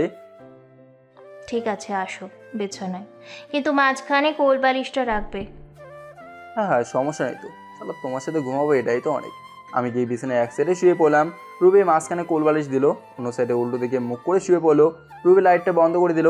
আমি তো আরও মহা খুশি, এত সুযোগ করে দিতেছে আমাকে। রুবি চিন্তা করা যায়। রুবি যখন ঘুমিয়ে গেল মাঝে মাঝে সে অদ্ভুত শব্দ করতে লাগলাম, দেখে রুবি লাইট জ্বালিয়ে উঠে পড়লো। আর আমি এমন ভাবখানা করলাম মনে হয় চারদিক থেকে ঘুমাচ্ছি। রুবি আমাকে হাত দিয়ে ঝাঁকে তুললো। কী হলো ম্যাডাম, একটু ঘুমাতে দেন। ওই বদজিনটা আবারও এসেছিল, এখন তো খুব ভয় হচ্ছে আমার। আমি বরং যাই আর আপনার মাম্মিকে ডেকে দেই। না না, মাম্মি ঘুমাচ্ছে, এখন ডাকলে রাগ করবে। তাহলে এইভাবে কি রাত জেগে থাকবো আমি? কালকে সকালে তো কাজ আছে আমার। লাইটটা জ্বালিয়ে রাখি। যখন ঘুমাবেন তখনও তো আসতে পারে, লাইট জ্বালিয়ে কোনো লাভ আছে? তাহলে উপায় কি সেটা বলো আমাকে। কোলবালিশটা সরান মাঝখান থেকে, আপনি আমাকে জোরে ধরে থাকবেন, তখন আর বদজিনটা আসতে পারবে না। মাথা ঠিক আছে তোমার? আমি পারবো না এটা করতে। তাহলে আর কোনো উপায় নেই ম্যাডাম। আমি জনার্থনকে ভালোবাসি, তাহলে তোমাকে কেন জড়িয়ে ধরবো? দেখেন ম্যাডাম, আমি আপনার স্বামী, আমাকে জোরে ধরে ঘুমালে জিনটা বুঝবে আপনার স্বামী আছে, তখন আর সে আসবে না। জনাথন তো আর দেখতেছে না। আপনি কি এখন সমাধান চান নাকি জনাথন? রুবে অনেকক্ষণ কি জানি ভাবলো, তারপর কোলবালিশটা সরিয়ে আমাকে জোরে ধরে শুয়ে পড়লো। আমি একটা হাত দিয়ে বাতির সুইচটা টিপে বাতি নিভিয়ে দিলাম। আমি সুযোগ বুঝে রুবিকে জোরে ধরলাম। সেদিন নেশে থাকা যা যা হয়েছে রুবে সেটা বুঝে নাই, কিন্তু আজকে রুবের জ্ঞান থাকা অবস্থায় আপন করলাম। আরে বাবা, ওসব করে নিত। এই যে বউ তাকে জোরে ধরে ঘুমালাম আমি, মনে মনে কাজের মেয়েটাকে ধন্যবাদ দিলাম। সে যদি এই জিনের কাহিনিটা না বলতো তাহলে হয়তো আজকে এমন সুযোগগুলো পেতাম না। সকাল হয়েছে কখন সেটা আমি নিজেও জানি না, কিন্তু হঠাৎ করে বাসার ভিতরে ফুপু আর মেজো ফুপুর চিৎকার আর চেঁচামেচি শুনতে পাচ্ছি। এমন শান্তি মতো নিজের বউকে জোরে ধরে শুয়ে আছি, উঠতে মন চাচ্ছে না। কিন্তু রুবির ঘুম ভাঙলো। ঘুম থেকে উঠে দেখে আমরা একে অপরকে জোরে ধরে আসি। রুবির ঘুম ভাঙছে দেখে চোখ বন্ধ করলাম। রুবি আমাকে ধাক্কা দিয়ে সারিয়ে লাথি মেরে বিছানা থেকে ফেলে দিল। চাকরের বাচ্চা চাকর, খ্যাত, ছোট লোক, তোর কত বড় সাহস! তুই আমার বিছানায় উঠে আমাকে জড়িয়ে ধরে ঘুমিয়েছিস। রুবির এমন কথা শুনে তো আমি ভ্যাবা জায়গায় খেয়ে গেলাম। এই মেয়ে বলে কি, রাতে বললো কি, এখন বলতেছে কি? আমি মেঝেতে পড়ে থাকা অবস্থায় রুবির দিকে তাকিয়েছি। আয় ছোট লোকের বাচ্চা ছোট লোক, কথা বলতেছিস না কেন? কোন সাহসে তুই আমাকে জড়িয়ে ধরেছিলি? ম্যাডাম, গত রাতে সব কথা ভুলে গেলেন নাকি? আপনি তো আমাকে রুমে ডেকে আনলেন, জিনের ভয়ে তো আপনি আমাকে বিছানায় থাকতে বললেন। আমি তোকে ডাকতে যাব কেন? তোকে কেন বা আমার বিছানায় আমার সাথে থাকতে বলবো? আমার কাছে নাটক করিস তুই? আমাকে মিথ্যে বলিস? আমার ঘুমিয়ে থাকার সুযোগ তুই নিলি? ম্যাডাম বিশ্বাস করেন, কোনো মিথ্যা বলতেছি না, আর কোনো সুযোগও নেই নাই আমি। Mummy, mummy, daddy, daddy, mummy, daddy, কোথায় তোমরা? রুমের এমন ডাক শুনে ফুপু ফুপা দুজনেই খুব দ্রুত রুমে ঢুকলো। আমাকে রুমের রুমে দেখে তো তারা অবাক। তোর মেজু ফুপা এগিয়ে এসে আমার কলার ধরে, সেই সকাল থেকে এখন দুপুর পর্যন্ত তোকে খুঁজতেছি, ডাকতেছি, আর তুই কি না এখানে? তোকে না বলা হয়েছিল সকালে কফি নাস্তা, দুপুরে খাবার দিবি? তাহলে সকাল থেকে এখানে তুই কি করতেছিস? আমরা সেই সকাল থেকে তোকে ডাকতেছি। রুবি এবার দৌড়ে গিয়ে ফুপুকে জোরে ধরে কাঁদতে লাগলো। রুবের কান্না করে দেখে মেজু ফুপা আমার কলার ছেড়ে দিয়ে রুবের কাছে গেল। ফুপু রুবের মাথায় হাত বুলিয়ে দিতেছে আর বলতেছে, কি হয়েছে মামনি, এভাবে কান্না করতেছো কেন? মামনি, তুমি কি হৃদয়কে ডেকেছিলে নাকি? মাম্মি, ড্যাডি, এই চাকরের বাচ্চা, বেইমানের বাচ্চা আমার নেশা করার সুযোগ নিয়ে সারা রাত আমাকে জড়িয়ে ধরে বিছানায় শুয়েছিল। তোমাদের চিৎকার শুনে যখন ঘুম ভাঙলো তখন দেখি আমাকে জড়িয়ে ধরে ঘুমাচ্ছে। তোর বাপ যে শয়তান, খারাপ, বেঈমান সেটা তো জানতাম, কিন্তু তোর মতো আরও একটা শয়তান জন্ম দিয়েছে সেটা তো জানতাম না। কি, তোর এত বড় সাহস? তুই আমার মেয়ের রুমে, আবার আমার বিছানায় উঠে আমার মেয়ের সাথে? বিশ্বাস করেন ম্যাডাম, বিশ্বাস করেন স্যার, আমি ইচ্ছে করে আসি নাই। ম্যাডাম আমাকে ডেকে এসেছিল। ম্যাডামের নাকি জিনের ভয়, একা থাকতে পারবে না। আমাকে আর কোনো কথাই বলতে দিল না। রুবি ওর মায়ের কাছ থেকে এসে আমাকে ইচ্ছে মতো থাপ্পড় মারলো। রুবির মার দেখে ফুপাও আমাকে তার প্যান্টের বেল খুলে আমাকে এলো পাথারে মারতে থাকলো। আমি মায়ের চোটে একবার ফুপার পা ধরতেছি তো একবার ফুপুর পা ধরতেছি, কিন্তু তারা আমাকে মারা না থামিয়ে উল্টো আরও লাথি মারলো। এবার রুবি যা করলো তাতে তো প্রাণটাই বেরিয়ে গেল। রুবি আমার কিডনি বরাবর পায়ে যত জোর ছিল সেই জোর দিয়ে আমাকে লাথি মারলো। কয়েক সেকেন্ডের জন্য আমার নিঃশ্বাস বন্ধ হয়ে যেতে থাকলো। চোখ মুখ কীরকম হয়ে গেল, চোখ গাল লাল হয়ে কি হয়ে গেল আমার এরকম অবস্থা দেখে বুঝি ওদের সবার দয়া হলো, তাই তারা আমাকে মারলো না। কিন্তু তিনজনে হাঁটু ভাঁজ করে বসলো আমার কাছে। আজকের মারের কথা যেন তোর মনে থাকে বেঈমানের বাচ্চা। এরপর যদি আমার মেয়ের সাথে খারাপ কিছু করার চিন্তা ভাবনাও করিস তাহলে তোর খবর করে ছেড়ে দেব। শোন, আর মাত্র 2 মাস, তারপর রুবির সাথে তোর ডিভোর্স হলে চুপচাপ এখান থেকে চলে যাবি। আসলে সব দোষ তোর বাপের, কারণ তখন যদি তোর বাপ জমির ভাগ দিতে বলতো এবং রুবির সাথে ছোটবেলায় বিয়ে সব বাধা দিত, তাহলে আজকে তোকে এমন মার খেতে হতো না। এরপর আমার আশেপাশে থাকলে আমাকে স্পর্শ করার চেষ্টা করবি না, ছোট লোক খ্যাত। তোকে মেরে আজকে খুব শান্তি পেলাম। তোর বাপ আমার গায়ে হাত তুলেছিল, আজকে তোকে মেরে তার প্রতিশোধ নিলাম আমি। কি? এই ছোট লোকের বাপ তোমার গায়ে হাত তুলেছিল? সেটা আগে বলো না কেন? আজকে একে তো মেরে ফেলতাম। না, আর কেউ মেরো না, শেষে আমরাই ফেঁসে যাব। আর রুবি এখন থেকে বাইরে যাওয়া কম করবে, বলে দিলাম। রুবির বাবা, শোনো, এখন থেকে রুবিকে অফিসের দেখাশোনা করার দায়িত্ব দাও। সেটাই করতে হবে এখন। এই বেঈমানের বাচ্চা, এখন আমার মেয়ের রুম থেকে বের হয়ে যা। আমি এতক্ষণ তাদের সব কথা শুনলাম। আমার আব্বা না হয় মেরেছিল, কিন্তু কেন মেরেছিল সেটা তো তিনি নিজেও জানেন। কোনো রকম উঠে দাঁড়ালাম, পুরা পেট শরীর ব্যথা করতেছে। কোনো রকম ঢলতে ঢলতে রুবির রুম থেকে বের হলাম। বের হয়ে দেখি কাজের মেয়েটা চোখ দিয়ে পানি ঝরতেছে। তার মানে এতক্ষণ সব দেখেছে আর সব শুনেছে। আমাকে ঢলতে দেখে কাজের মেয়েটা আমাকে ধরে রান্নাঘরে নিয়ে গেল, মাদুরটা বিছিয়ে দিয়ে আমাকে উপর করে শোয়ালো। সকাল থেকে কি পুপু আর ফুপা আমাকে খুঁজতেছিল নাকি? হ্যাঁ, অনেক খুঁজেছে। তারা তো থানাতেও ফোন করতে চেয়েছিল। কেন? কেন সেটা বুঝেন না আপনি দুলাভাই? তারা তো ভয় পেয়েছিল তাদের না সম্পত্তি হাতছাড়া হয়। আমাকে যে কফি নাস্তার কথা বললো, বড়লোক মানুষ, তাদের মিথ্যা বলতে কি আর সত্যি বলতে কি, তারা তো শুধু দোষ খুঁজে, বুঝলেন? আচ্ছা তুমি এভাবে কান্না করতেছো কেন শুনি? কেউ কাকে এমন করে মারতে পারে? আর রাতের ঘটনা সব দেখেছি আমি। আপনার তো দোষ ছিল না কোনো। তাহলে বললে না কেন তুমি? যদি ভুল বুঝে কিংবা আপনাকেও দোষারোপ যদি ভাবে আমি আপনার সাথে আছি, আমি মিলে এসব করেছি। আর সকালে খুঁজলো, আমাকে জিজ্ঞাসা করলো, তখন বললাম না। আচ্ছা, আপনি আজকে তাড়াতাড়ি বের হলেন না কেন? আমি মনে করেছি রুবির নেশার করে নাই, তাই তো। সব বুঝেছি। এবার কথা না বলে চুপ করে শুয়ে থাকুন তো। কাজের মেয়েটা এবার এক পাতিল গরম পানি আনলো, একটা সুতি কাপড় সেই গরম পাতিতে ভিজিয়ে আমার শরীরে শ্যাক দিতেছে। খুব যন্ত্রণা অনুভব হচ্ছে, তবু দাঁতের উপর দাঁত চেপে ধরে সব সহ্য করে নিলাম। এবার একটা মলম আমার সেই জায়গাগুলোতে লাগিয়ে দিল, সেখানে সেখানে কালো লাগ হয়েছে। দুলাভাই, এখন কেমন লাগতেছে? ভালো লাগতেছে না, খুব যন্ত্রণা করতেছে আর মাথাটাও খুব ধরেছে আমার। আপনি তো তাদের আপন, তাহলে তারা এমন আচরণ কেন করলো? ওই যে যাদেরকে মানুষ নিজের থেকেও বেশি ভালোবাসে, নিজের থেকেও বেশি যত্ন করে, তারাই তো সবচেয়ে বেশি আঘাত করে। দুলাভাই, আপনি একটু শুয়ে থাকেন, আমি ফার্মাসির থেকে এক্ষুনি ওষুধ আনতাছি। আরে লাগবে না, এমনি সুস্থ হয়ে যাব। সে আমার কথা না শুনেই চলে গেল। একটু পর ওষুধ এনে রাখলো, তারপর আমাকে নিজ হাতে হালকা একটু খাবার খাইয়ে দিল, তারপর ওষুধ খাইয়ে দিল আমাকে। সেবার সুস্থ হতে পুরো সপ্তাহ লেগেছিল। অসুস্থ থাকা অবস্থায় বাসার সব কাজ করেছি আমি। এখন আর ভুল করেও কেউ আমার গায়ে হাত তোলে না, ওনারা যা যা করতে বলে তাই তাই করি। এমনকি এখন রুবির সাথে মাঝে মাঝে তাদের অফিসে যাওয়া আসা করি আমি। এর মাঝে হঠাৎ করে রুবি একদিন আমাকে এয়ারপোর্টে নিয়ে গেল। ম্যাডাম, আজকে অফিসে না গিয়ে হঠাৎ এখানে নিয়ে আসলেন কেন? আরে গাধা, আজকে আমার মনের মানুষ, ভালোবাসার মানুষ, আবার স্বপ্ন জানার্থন আসবে। রুবির এমন কথা শুনে খুব কষ্ট পেলাম, কিন্তু রুবিকে সেটা আমি বুঝতে দিলাম না। তো ভেতরে ভেতরে আমার খারাপ লাগতেছে। যাকে নিয়ে আমি স্বপ্ন দেখি, যাকে আমি ভালোবাসি, যে আমার বউ, সে কিনা অন্যজনের জন্য এমন উতলা, তা কখন আসবে জনাথন? হৃদয় জনার্থন নয়, তাকে স্যার বলবে, বুঝলে? আর শোন, সে কিন্তু বাংলা বোঝে না আর বলতেও পারে না। ও মা, তাহলে তার সাথে কিভাবে কথা বলবো আমি? তোমার কোনো বলতে হবে না, আর জনাথন আমার সাথেই থাকবে। যখন যা চাইবে বা বলবে, আমি বললে তাকে দিও। কিছুক্ষণ পর জনাথন আসলো। জনাথনকে দেখেই রুবি দৌড়ে গিয়ে তাকে জড়িয়ে ধরলো। দুজনে হাসতে হাসতে আর কথা বলতে বলতে আসলো। এ দৃশ্য দেখি উফ, কি আর বলবো। যারা প্রেম করে তাদের প্রেমিক প্রেমিকা এরকম করলে যেমন লাগে বোঝেন। হৃদয়, ব্যাগ লাগেজগুলো নিয়ে গাড়িতে তোলো। জানো এটা কি?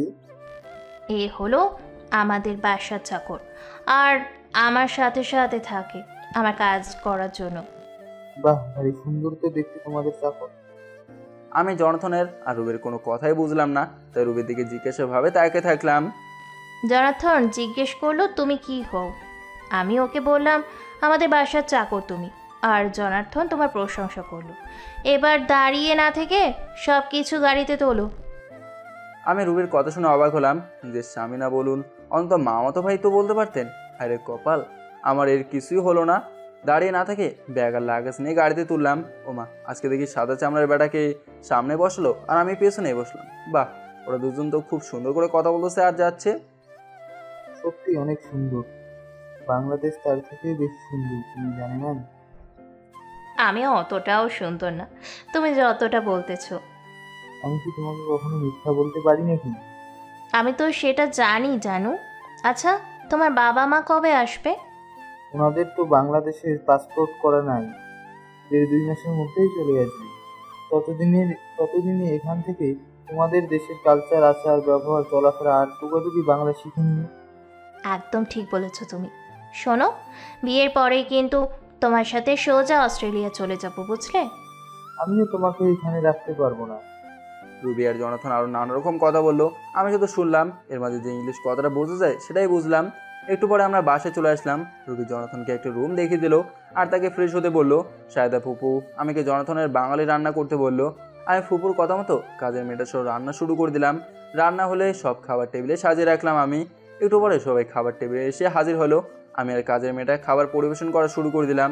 তখন জনাথন আমার সাথে খাবার নিয়ে কথা বলা শুরু করে দিল। জনাথনের ভাষা আর আমার ভাষা রুবি বুঝতে দিতে লাগলো। এই তোমার নামটা কি? আমার নাম হৃদয় মজুমদার। হৃদয়, তোমার হাতের রান্নার স্বাদ অসাধারণ। আর এসব খাবারের নাম কি আমাকে একটু জানাবে? ভাত, আলু ভর্তা, ইলিশ মাছ, খাসির মাংস, মুসুর ডাল। আপনি তো এখানে থাকবেন, আপনাকে আরও নানা রকম খাবার রান্না করে খাওয়াবো। হ্যাঁ হ্যাঁ, তোমার হাতের রান্না প্রতিদিন খেতে চাই আমি। তোমার নাম, তোমার চেহারার সাথে সাথে তোমার রান্নাটাও অনেক সুন্দর। আর একটু দেই স্যার। ওরে বাবা, আজকেই এত খাবার খাইয়ে মারতে চাও নাকি? জনাথনের কথা শুনে সবাই হাসতে লাগলো। আমি তাদের সাথে সাথে হাসতে লাগলাম। সবার খাওয়া হলে একটু প্লেটগুলো নিয়ে গেলাম। কাজের মেয়েটা তখন আমাকে হাত ধরে টেনে নিয়ে গেল। দুলা ভাই, আমি চাই আপনিও জনাথনের মতন স্মার্ট হন, তার মতো করে কথা বলেন। আমি তার মতো করে কথা কেমন করে বলবো? সামান্য পড়াশোনা করছি আমি। আপনি বাংলা জানেন তো, তাই না? হ্যাঁ, বাংলাটা পারি আমি। আমার কাছে বাংলায় লেখা ইংলিশ একটা বই আছে, আজকে থেকে সেটা পড়া শুরু করবেন, বুঝলেন? সেটা না হয় বুঝলাম, কিন্তু ইংরেজি বইটা কোথায় পেলে তুমি? বাজার করতে গিয়ে একটা হোকারের কাছ থেকে কিনেছিলাম। আসলে আমিও বাংলা পারি, তাই ইংরেজিটা একটু শিখতে চেয়েছিলাম, কিন্তু কাজের চাপে আর পড়া হয় নাই কখনো। বুঝলাম, কিন্তু আমাকেও তো কাজ করতে হয়। সেটা নিয়ে ভাবতে হবে না, আর রাতেও তো পড়তে পারবেন আপনি, বুঝলেন? ইচ্ছে থাকলে উপায় হয়। কি আর করার, সেদিন থেকে কাজের মেয়েটার দেওয়া সেই ইংরেজি বইটা পড়া শুরু করলাম। ইংলিশটাও বাংলা দিয়ে লেখা, আর ইংলিশটার মানেটা তো বাংলায় লেখা আছেই। আমার জন্য সুবিধা হতে লাগলো। আমিও পড়া শুরু করলাম। কোনো কাজ করতে বললে সেটা কাজের মেয়েটাই করে দিত, আর আমাকে পড়তে বলতো। তো একদিন মেজু চাচা আর ছোটো চাচা সায়দা ফুপুর বাসায় আসে। কি একটা কথা নিয়ে তাদের মাঝে ঝগড়া লাগে। তখন সেখানে আমি যাই। মেজু চাচা, ছোটো চাচা, এটা কিন্তু ঠিক নয়। আপনারা আপনাদের বড় বোনের সাথে এরকম ব্যবহার করতে পারেন না। তুই আমাদের চাইতে বেশি বুঝিস নাকি? থাকিস তো চাকরের মতো। এ বাসায় তুই আমাদেরকে শেখাস বড় বোনের সাথে কিভাবে ব্যবহার করতে হবে? আমি ছোট মানুষ, আপনাদেরকে কি শেখাতে পারি আমি? তবে হ্যাঁ, আপনাদের বড় বোন কিন্তু আপনাদেরকে কোলে পেটে মানুষ করেছে, এমনকি আপনাদের জন্য সব করেছে। ছোট ভাই বলে কিন্তু ফেলে দেয় নাই। আপনাদের আবদার কিন্তু তিনি পূরণ করছেন। হ্যাঁ করছে, তাই বলে তো আপা এভাবে কথা বলতে পারে না। চাচা যান, এটাই কিন্তু ভুল আপনার। উনি আপনার বড় বোন হয়, উনি তো আপনাকে শাসন করতে পারে নাকি? এখন বড় বোনের শাসন আপনাদের কাছে খারাপ লাগে? শোনেন চাচা, বড় ভাই বোনের কাছে ছোট ভাই বোনেরা সারা জীবন ছোট থাকে, তাই তো তারা ছোটদের ভুল ধরে দেয়, শুধরিয়ে দেয়। হাজারো অপমান করলেও কিন্তু বড় ভাই বোন ছোট ভাই বোনের কাছে ভালোবাসা নিয়ে আসে। এতই যদি বুঝিস তাহলে কেন এখানে চাকরের মতো পড়ে আছিস? কে বলেছে আমি চাকর? এটা তো আমার ফুপুর বাসা, আর ফুপুর বাসায় কাজ করতেছি, তাদের কাজ করে দিতেছি। যদি মেজো ফুপুর বড় ছেলে থাকতো তাহলে কি আর আমাকে এসব করতে হতো? বাবা হৃদয়, ওরা ছোট থেকেই আমাকে জ্বালিয়েছে। ওরা ওদের ভুল কোনোদিনই বুঝতে চায় না। ছোটবেলা থেকে যখন তাদের আবদারগুলো পূরণ করছেন, তাদের সব কিছু মেনে নিয়েছেন, এখন ওনারা বড় হয়েছে, বউ বাচ্চা আছে, ওনাদের সাথে তো আর আগের মতো করে কথা বলা ঠিক নয়। এটাই তো আপা বুঝতে চায় না। এখন দেখ বাবা, তোর চাচারা আছে, ছোট ভাই বোন আছে, আর আমাদের সাথে সে আগের মতো করেই কথা বলে। চাচা, এটা হচ্ছে মেজো ফুপুর ভালোবাসা, বুঝলেন? কখনো কোনোদিন অপরের কথা শুনে নিজের রক্তের মানুষকে ভুল বুঝবেন না। আর হ্যাঁ, যতই ঝগড়া হোক, রাগ অভিমান হোক, কখনো আপনজনকে ছেড়ে যাবেন না। দেখা গেল সে আপনজনের আপনাদের সাপোর্ট প্রয়োজন, ভালোবাসা। একদম ঠিক কথা বলেছিস হৃদয়। তুই সত্যি, তুই যেমন সব কাজেই পটু, আর সুন্দর করে কথা বলে সবাইকে বোঝাতেও পটু তুই। ফুপু, আমি চাই না কেউ কারো আপনজন থেকে ছিন্ন হোক। আপনজন থেকে ছিন্ন হওয়ার ব্যথা, কষ্ট অনেক বেশি বেদনাদায়ক। আমি আর কোনো কথা না বলে সেখান থেকে চলে গেলাম। মেজো ফুপা, রুবি, জনাথন, কাজের মেয়েটা, চাষি দুজন, তাদের সন্তান, সবাই এতক্ষণ সব কথা শুনলো। আমি থাকতে পারলাম না, তখন এসব বলতে গিয়ে চোখের কোণে পানি এসে গেছে।